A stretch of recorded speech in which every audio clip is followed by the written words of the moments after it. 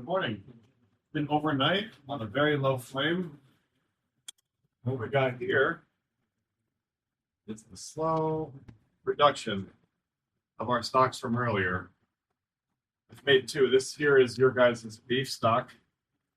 Looking very well. Slow, gentle bubbles so that we don't disturb the crystal clear liquid that's going to be within this.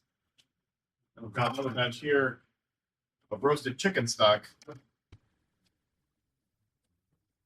That's been going overnight as well. I'm going to pull the bones out of these, strain it, and show you guys the finished liquid in just a moment. So, to cool our stock down, we're going to be preparing an ice bath. We'll be using these buckets, labeled ice only, found on top of the ice machine. We're going to fill these up about halfway with cube ice. The rest is going to be filled with cold water. You make sure that the drain located on the bottom is pulled straight up. Make sure that you can have a mixture 1-to-1 of ice and water for our beef and chicken stock. So we're going to be getting started with straining our stock today. We're going to need a couple tools to do it. I've already got laid out here. All right, first of all, I've got my 5-gallon paint row. This is this item right here. I will be using this to store all of our soup stocks and sauces in this kitchen. And we're going to be using some strainers today. All right, names of our strainers. This right here with the large holes inside of this here is called a China cap. And this one's got an even more complicated name. This fine mesh strainer right here is called a chinois. All right, we're going to be putting the chinois inside of the China cap. This is just going to help me make sure that my chinois doesn't go anywhere while I'm straining my stock into a container. If I put it in there all by myself, sometimes while I'm straining, it can fall into my bucket. I'm just going to use this, steady my hand, and make straining a little easier. Over by the sauce pots, we're going to see this item right here. Some people mistake this for a sauce pot and start cooking in it. Well, believe it or not, this is actually one of our largest ladles right here. All right, this is a 2-quart ladle. This is going to be getting our stock out of here and into our bucket.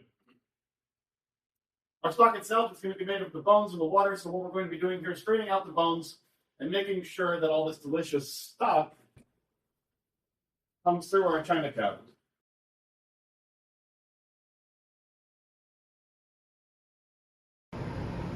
Now that we've got our stock into our ice bath, we're going to start to degrease our stock, meaning all of this layer on top, that's all of our fat. We're going to want to remove that to get a crystal clear product to start cooking with.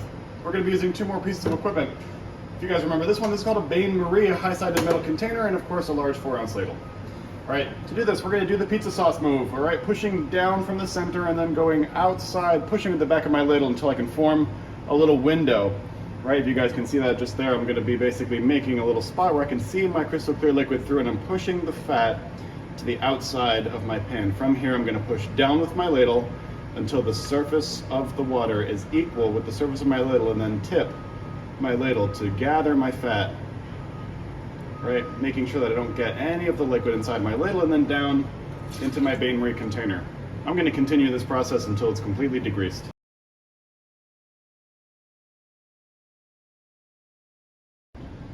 All right, our stock has been strained through a China cap into chinois.